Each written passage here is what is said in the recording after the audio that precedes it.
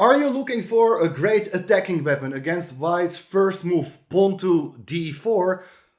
I recommend you to watch this video because I'm going to show you 10 deadly traps. With the help of the Budapest Gambit, you are going to crush your opponent very quickly. Because after all, that's why we are playing chess, right? We want to win the game with a beautiful sacrifice, a mating attack, or just win a lot of material. Well, you get to see it all in this video. So make sure to subscribe to the channel if you're interested in learning other deadly attacking weapons against one e4, against one d4, and against many other openings as well. In this video, we are going to start with white's move pawn to d4. After the move knight f6, white's most common continuation is to place the pawn on c4, and now this is the moment where we are going to sacrifice our e-pawn. By playing the move e5, white can just take that pawn, and that's why we call it a gambit. Black is not able to recapture the pawn right away, but we are just sacrificing it with the idea to open up the center so that our pieces can be brought into play much faster. And let's start with the first trap. Now our knight is under threat, so we move the knight away. And white has various ways to continue, of course, but the plan is to regain the pawn. And after regaining the pawn, generally speaking, black gets a very comfortable game. So a very common continuation here is the move knight f3 to protect the pawn. Then we are going to play the move knight to c6. So both the knights are attacking the pawn on e5. Let's assume that white is going to protect it one more time with its bishop, bishop to f4. And now we get our bishop out with check. And of course the king can't go anywhere. White is likely going to block it with its knight, placing the knight on d2.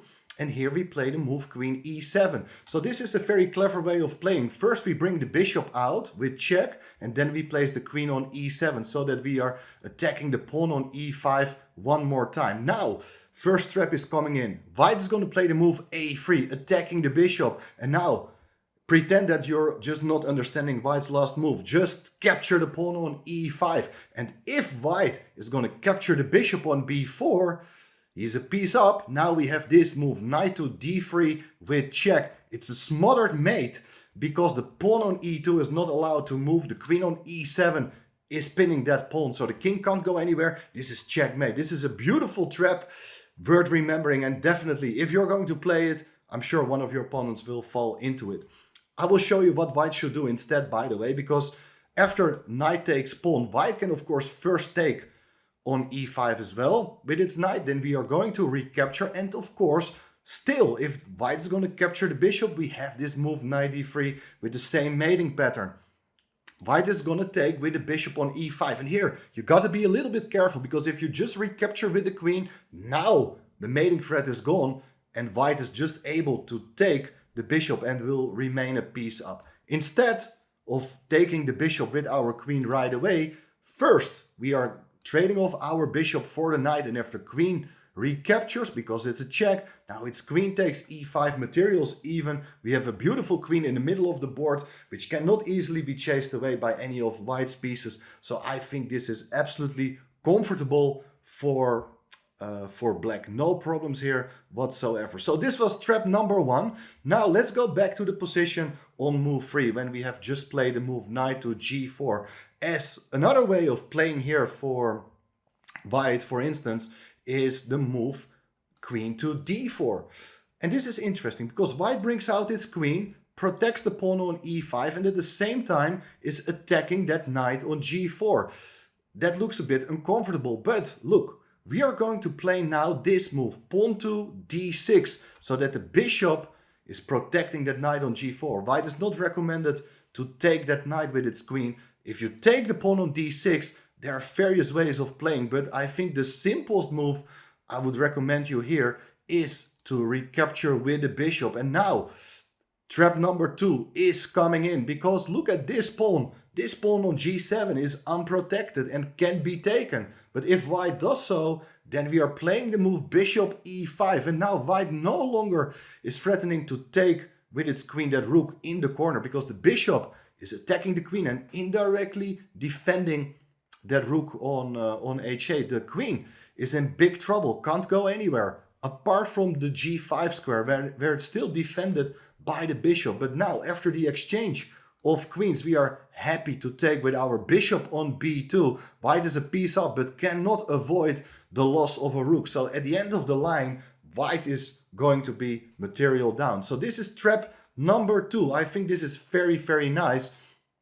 Another very important idea, and I even don't want to call it a trap, is that if white is not going to take that pawn on g7 but plays a random move like h3 to attack the knight, well, now my idea is just to give a discovered check with the bishop. So we are opening up the d-file for our queen with check, and whatever white is going to play next, this queen will just be lost.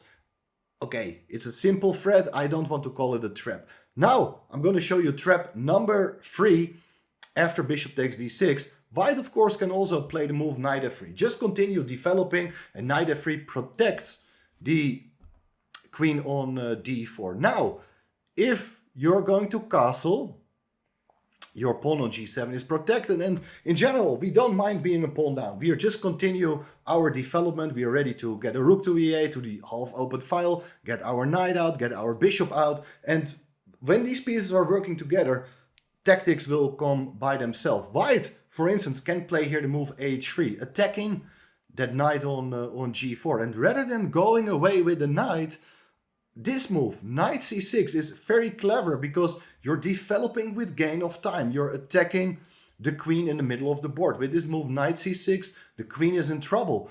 First things first, where's the queen going? Well, if it goes back to c3, it's a really bad square. The knight cannot be developed to that square, but also tactically it's not recommended because it runs into the move bishop to b4, setting up a huge skewer, winning the queen. We don't care once again about that knight on g4. Instead, the queen could go back home, queen to d1. But now we see why it's so useful keeping that knight on g4, because now we have this tactical opportunity to take with our knight on f2, setting up a knight fork. The only way for white to play here is king takes f2, otherwise the rook will be captured, or the queen. King takes f2, and now it's bishop g3 with a discovered check. We are opening once again the d-file for our own queen. After king takes g3, the queen on d1 can just be captured. So this is another very nice, convincing trap.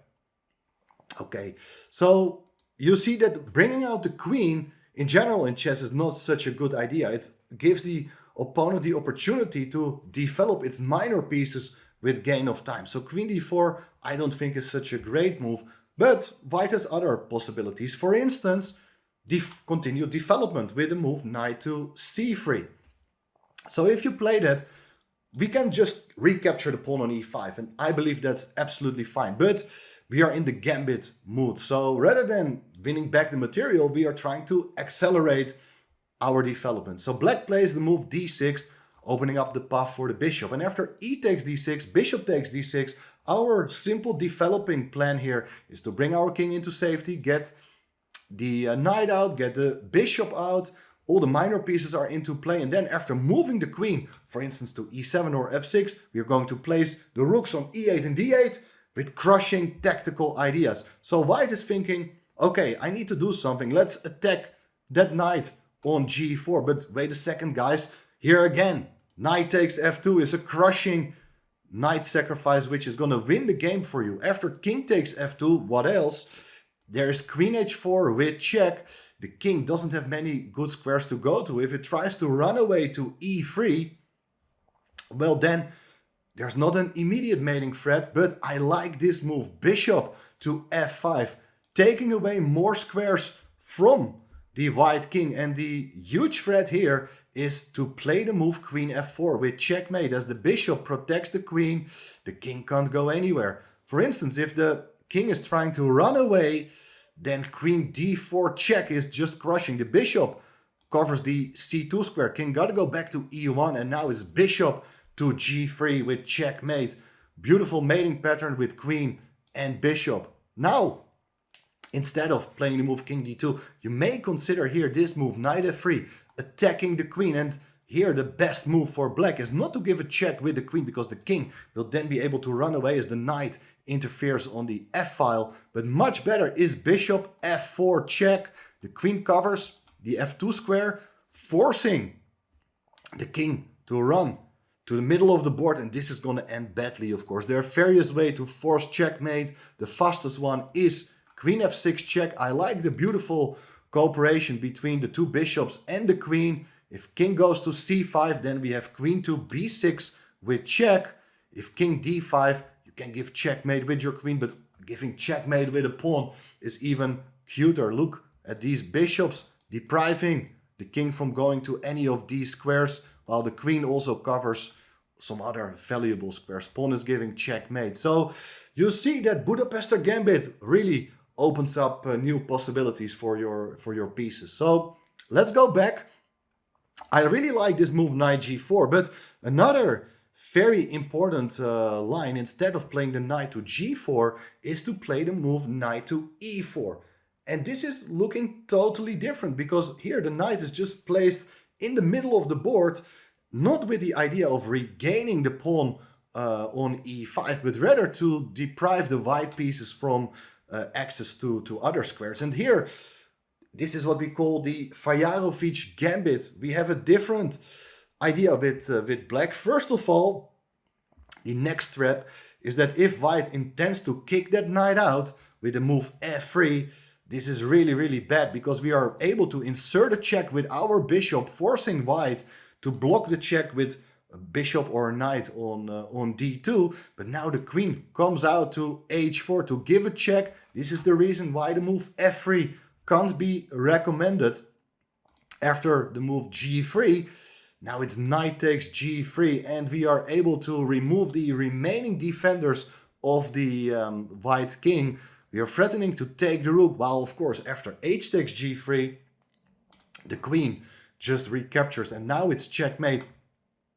Here you understand also why we have inserted the move bishop b4, forcing white to block the check with a piece so that the king can't escape to d2. Well, very nice and important trap, worth remembering. Then let's go to the next trap, because I have some other ideas I want to show you. For instance, white can play here the move knight to f3, just a developing move. But now b6 is a very interesting idea, with the plan of getting the bishop to the long diagonal, supporting that knight in the middle of the board. But wait a second, white can play here the move queen d5, attacking both the rook and the knight. But now the trick comes, guys.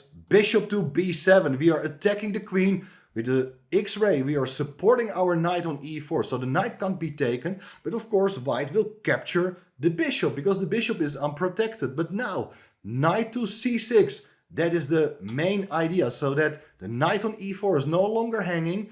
The queen protects the rook, and the white queen is almost trapped, because our plan is to play the move knight c5 when the queen can't go anywhere.